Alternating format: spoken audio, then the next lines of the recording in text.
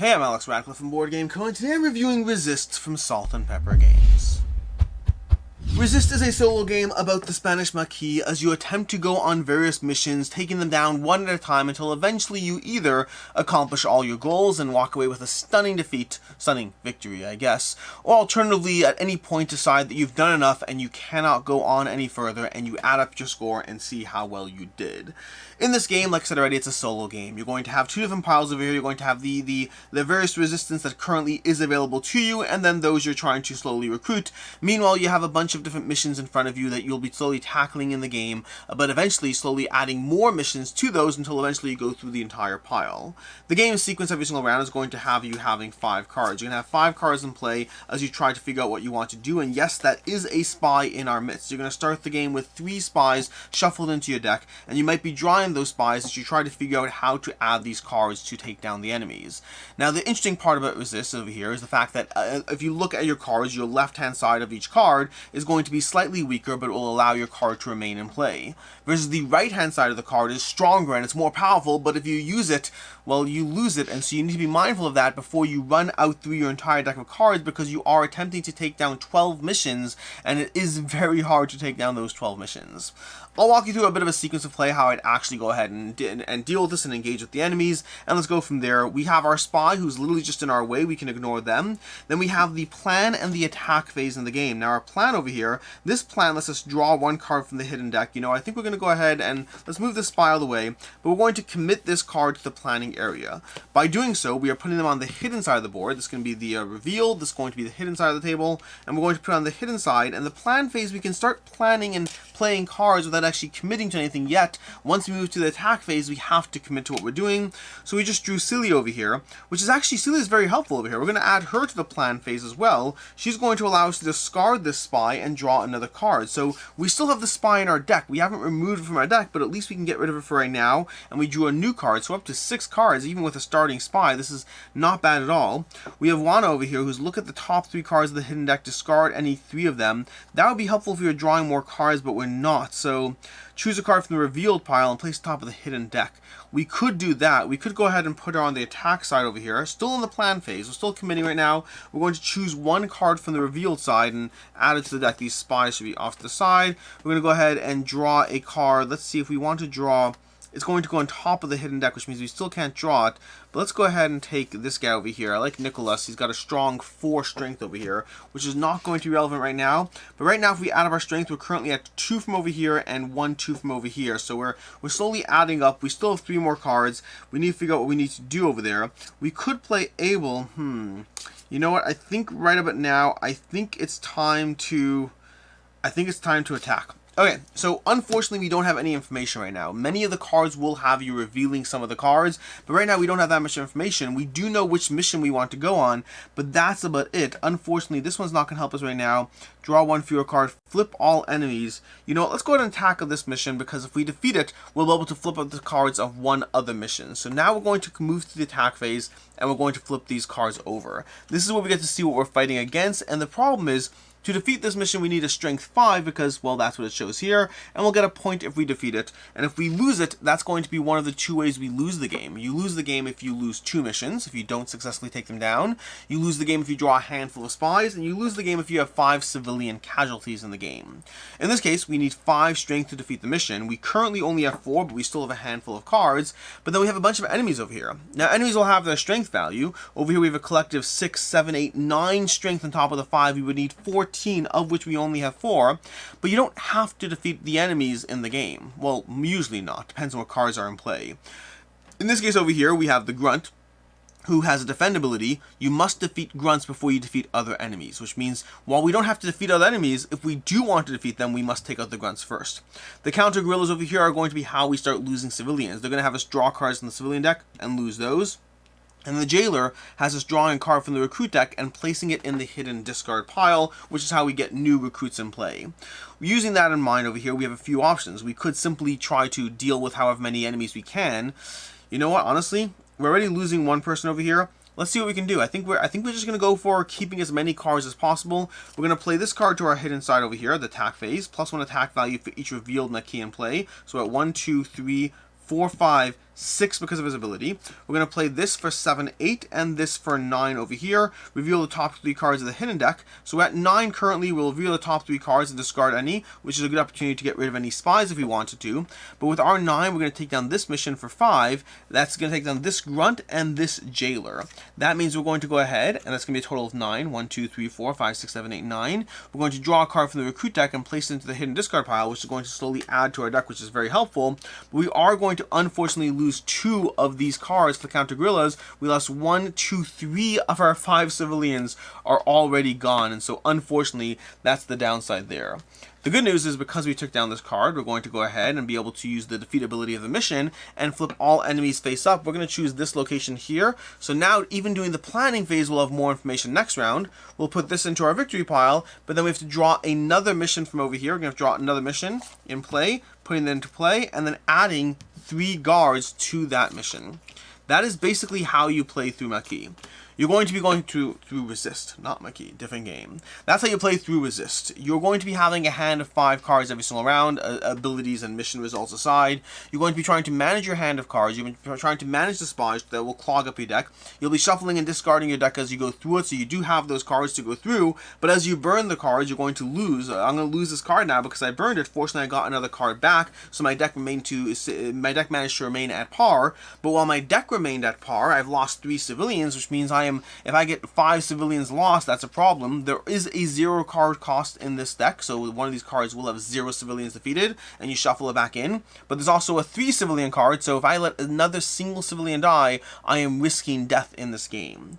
That's basically what you do as you go through Maquis. Now you're going to go through a sequence of 12 missions over here. At any given point at the end of a mission before drawing a new hand, you can say, that's it, I'm done, I'm stopping, or you can keep going. The later missions are worth more points. There's going to be 4 level 1s, 3 level 2s, and 3 level 3 missions you're going through. They get worth more and more points, but also have more and more defense, and you're trying to deal with the different enemies along the way, balancing your hidden abilities of where they stay hidden, you're not worried about them, they're still going to be in play, versus when you go all out and deal with their abilities, resolving much stronger, more powerful abilities, but those are one-time use abilities as you go through the game. And then lastly, there's also a scenario book. There's a scenario book in which you can go through the scenario book over here. This is going to give you a whole bunch of scenarios you can go through that give you the same basic rules but slightly different variances as far as how you win and what you're trying to do. More of a binary win or lose mechanic as opposed to the try to stop wherever you can and add up your score mechanic. And so the scenario book will give you slight tweaks to the way you approach it, often with specific, encounters, missions, or all of that, and then again slight tweaks to the win or lose of the game. And with that, let's go ahead and dive into the review, starting off with ease of play. The rulebook is fairly short and to the point. The game plays in around 30, I'd say around 30 minutes. It could go a little longer if you're really taking your time with it, but I generally expect around 30 minutes per game for this one. And again, rules are very quick, to the point, straightforward, easy enough game to dive into. As far as what I like, don't like, and can see others not liking, this game, starting off with what I like, this game is full of tight decisions.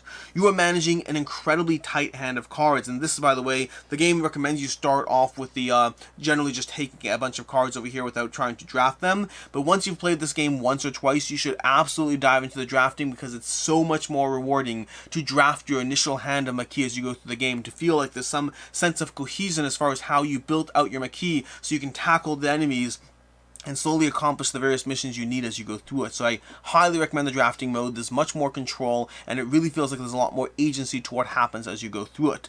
But past that, the game is full of tight decisions. You are managing a very limited economy of people, and you're trying to figure out how far you can push without actually giving people up, or how few people you can give up mission to mission. But there's always something that's getting in the way. There's always spies that will be added to your deck, but you can also get rid of the spies and help your deck. But that's a trade-off. Do you want to focus on improving your deck? Do you want to focus on actually winning? What about letting those counter guerrillas through? Are they slowly going to take down the civilians as you go through it? There's a card in the game that gives you more strength if they're already defeated civilians. Maybe you can push that to your advantage and be mindful of that. You're constantly working with overwhelming odds against you, and every single mission you get through in this game feels like an accomplishment. You are going to sit there and look at a mission where there's like 9 strength or 12, 14 strength you have to deal through and crush through, and you've just sat there and expended your whole hand of cards, and you're like, I only have 5 strength, how am I supposed to do this?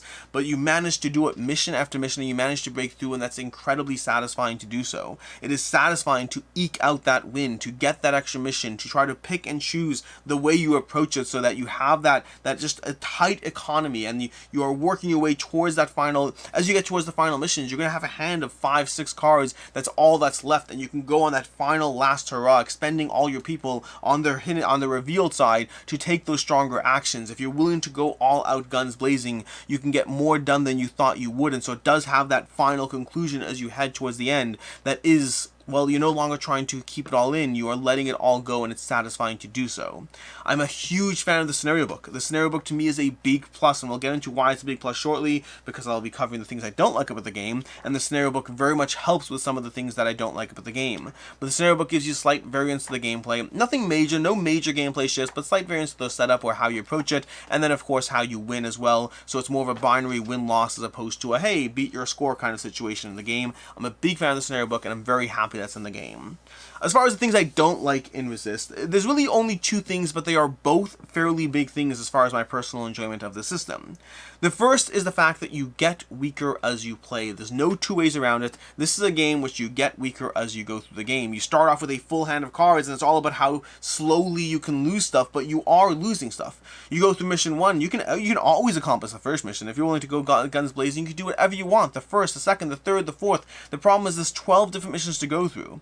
And the nature of the game is it's an attrition-based game. It's all about slowly weaning your hand of cards, trying to do the best you can to, like, hey, I managed to only burn 2 cards this mission and got 1 back, but it means you're still down 1. And maybe there's a new spine you missed. You're constantly getting weaker as you play, and so it is a game which you are surviving, but you're surviving with a limited economy and spending it as you go. And so that's not a mechanic I generally love in games, because it doesn't feel like, I mean, again, it's satisfying to eke out those wins, and it very much is, as you try to combine your powers, your abilities, figure out what you have to expend to get things done.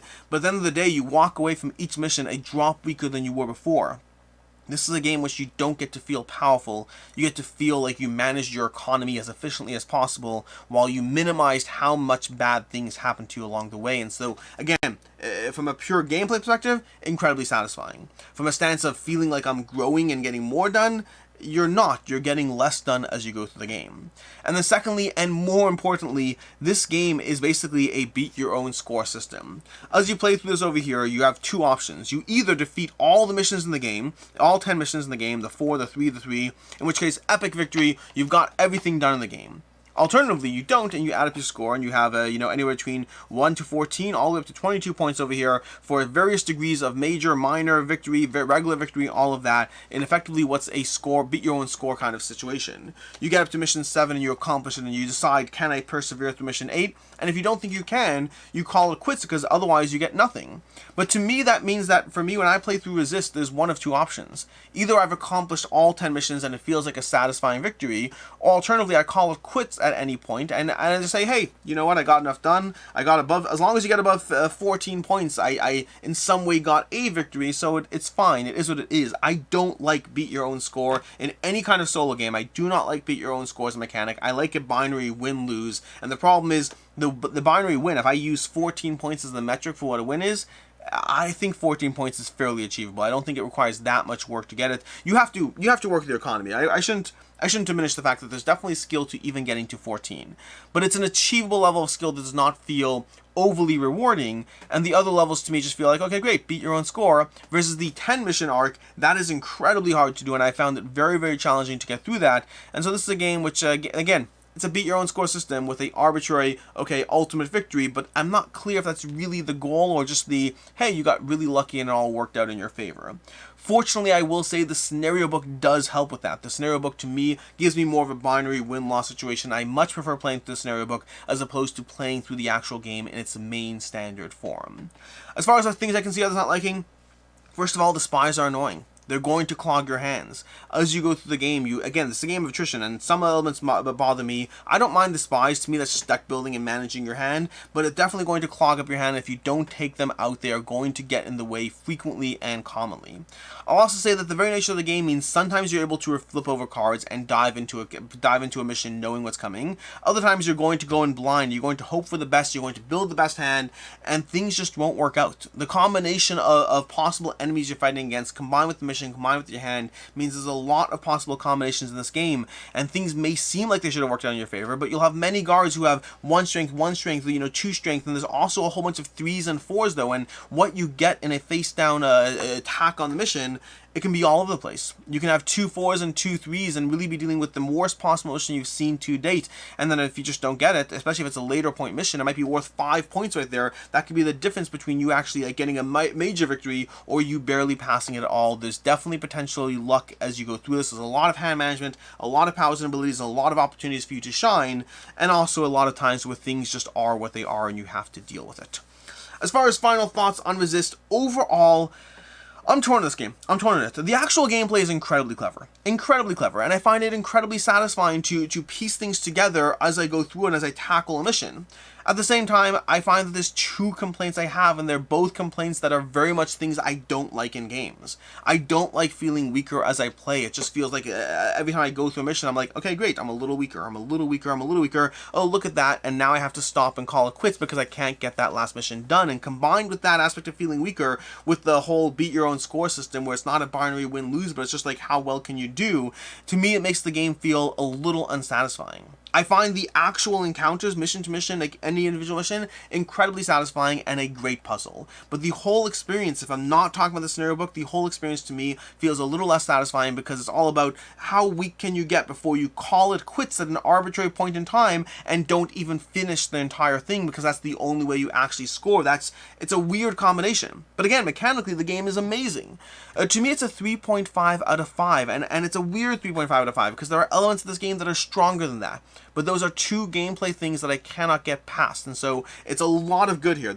I think that if you like Resist, if you like the challenge and the puzzle, I would not be surprised. I think this is a very satisfying solo experience. And to me right now, the scenario book is still keeping me invested and involved in the game. It's the only way I play through it at this point right now. It gives me all the things I like the most about the game and takes away one of the big things that I do not like about Resist. Overall, I still recommend this game. I still think a lot of satisfying things. There are those 2 big gameplay things that for me take away from how much I enjoy it. But Resist, Salt and Pepper Games from David Thompson,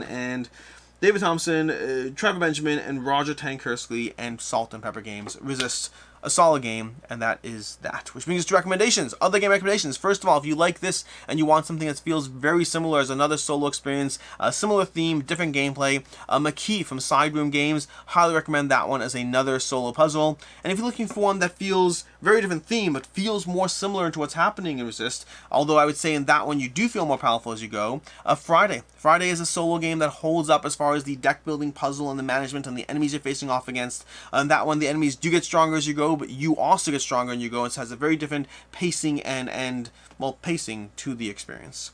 In any case, until next time, I'm Alex Radcliffe from Board Game Co. I hope you found this helpful, and as always, I hope you have a good one.